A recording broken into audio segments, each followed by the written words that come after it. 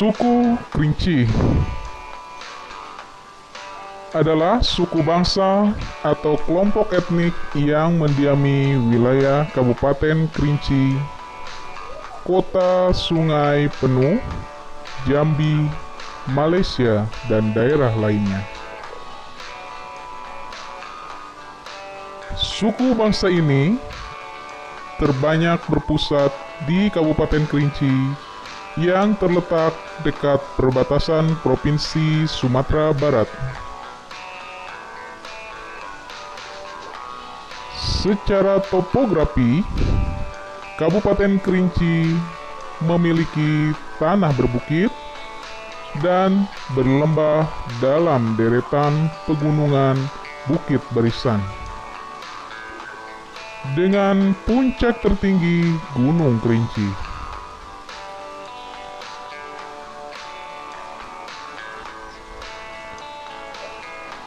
Bahasa sehari-hari yang digunakannya adalah bahasa Kerinci, bahasa Indonesia, bahasa Melayu, dan Minangkabau.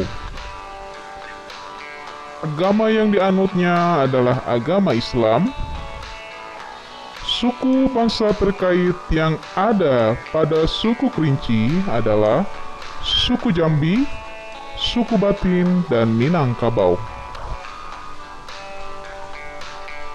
Nama Kerinci berasal dari bahasa Tamil, yaitu bunga kerinci, yang tumbuh di India Selatan pada ketinggian di atas 1.800 meter, yang mekarnya hanya satu kali selama 12 tahun. Karena itu, Kerinci juga merujuk pada kawasan pegunungan, sehingga dapat dipastikan bahwa hubungan Kerinci dengan India telah terjalin sejak lama, dan nama Kerinci itu sendiri dibelikan oleh pedagang India yang bernama Tamil.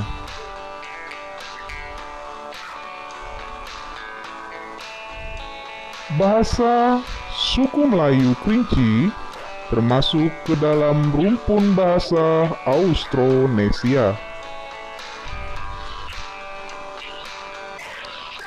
Sebagian besar suku Kerinci menggunakan bahasa Kerinci yang merupakan bagian dari bahasa Melayu. Suku Kerinci memiliki aksara yang disebut dengan aksara Incung, yang merupakan salah satu variasi surat ulu.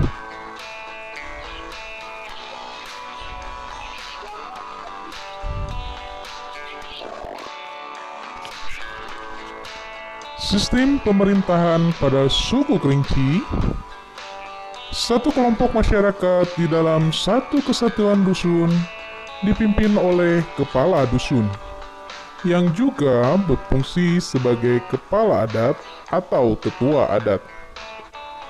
Adat istiadat masyarakat dusun dibina oleh para pemimpin disebut dengan Sko, yang tigo takah, terdiri dari Seko Depati, Seko Pemangku, dan Seko Permentik Ninik Mamak.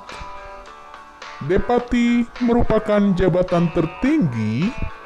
Di bawahnya adalah pemangku, yang merupakan tangan kanan dari Depati.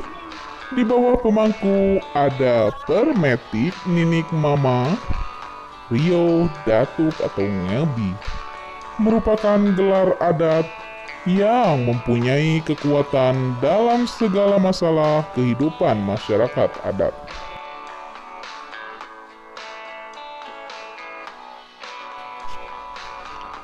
Kekuatan Depati menurut adat dikisahkan memenggal putus, memakan habis, membunuh mati. Artinya, Depati mempunyai hak yang tertinggi untuk memutuskan suatu perkara. Dalam dusun ada 4 pilar yang disebut golongan 4 jenis, yaitu golongan adat, ulama, cendekiawan, dan pemuda. Keempat pilar ini merupakan pemimpin formal sebelum Belanda masuk Kerinci pada tahun 1903.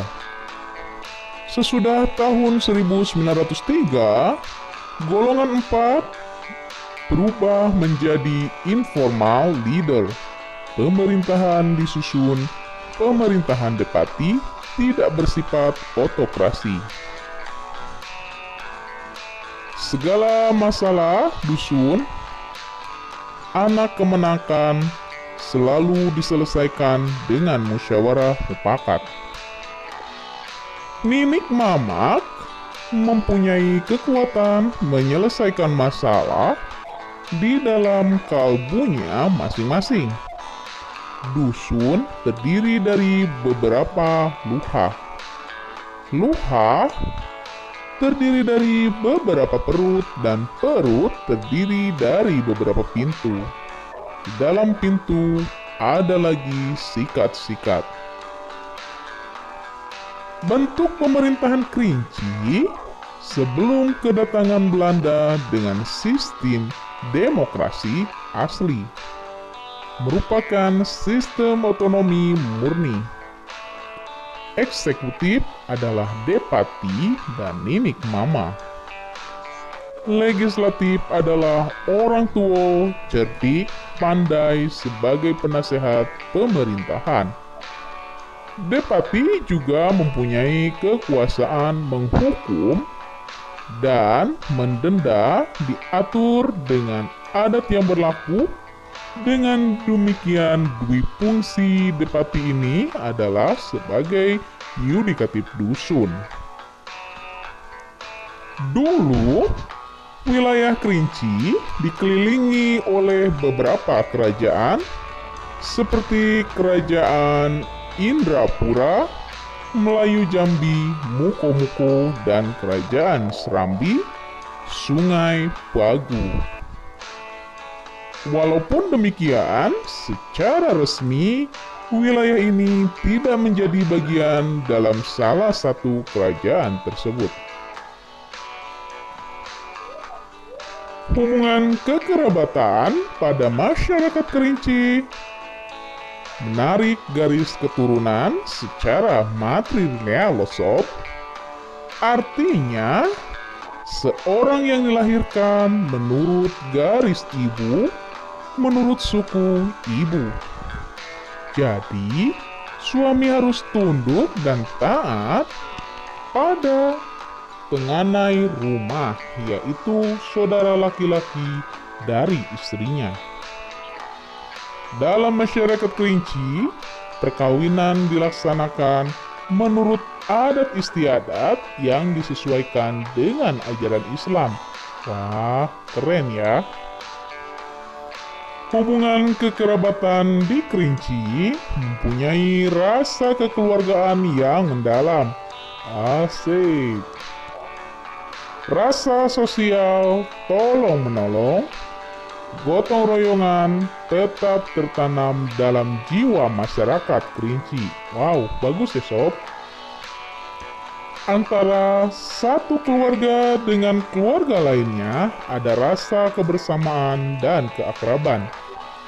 Hal ini ditandai dengan adanya panggilan-panggilan pasa saudara-saudara dengan nama panggilan yang khas. Karenanya, keluarga atau antar keluarga sangat peka terhadap lingkungan atau keluarga lainnya. Antara orang tua dengan anak, saudara-saudara perempuan seibu, begitupun saudara-saudara laki-laki merupakan hubungan yang potensial dalam menggerakkan suatu kegiatan tertentu. Hubungan kemasyarakatan. Hubungan kemasyarakatan pada suku Kerinci, struktur kesatuan masyarakat suku Kerinci dari besar sampai yang kecil, yaitu kemendapuan, dusun, kalbu, perut, pintu, dan sikat. dalam musyawarah adat mempunyai tingkatan musyawarah adat, pertimbangan dan hukum adat, berjenjang naik, bertangga turun, menurut suku yang 3 takah, yaitu suku Tenganai, suku Ninik Mama, dan suku Depati. Perbedaan kelas dalam masyarakat Kerinci tidak begitu mencolok. Stratifikasi sosial masyarakat Kerinci hanya berlaku dalam kesatuan dusun atau antara dusun pecahan dusun induk. Kesatuan ulayat negeri atau dusun disebut parit bersudut 4. Sehingga segala masalah yang terjadi, baik masalah warisan, masalah kriminal, tanah, dan sebagainya, selalu disesuaikan menurut hukum adat yang berlaku. Tradisi suku Kerinci. Suku Kerinci mengenal tradisi upacara atau pesta adat setiap panen yang dikenal dengan sebutan Kenduri Sko. Kenduri Sko merupakan upacara adat yang tersebar di daerah Kerinci dan termasuk ke dalam upacara adat titian teras bertangga batu. Upacara adat di Kerinci dapat dikelompokkan menjadi 3 bagian yang disebut dengan upacara adat titian teras bertangga batu, upacara adat cupak gantang kerja kerapat, dan upacara adat tumbuh-tumbuh roman-roman. Sebagaimana tradisi-tradisi dalam upacara adat di setiap masyarakat, upacara Kenduri Sko di Kerinci memiliki arti penting bagi masyarakat setempat. Upacara Kenduri Sko merupakan upacara puncak kebudayaan masyarakat Kerinci. Demikianlah penjelasan mengenai suku Kerinci. Semoga bermanfaat dan sampai berjumpa kembali dengan suku-suku Nusantara lainnya.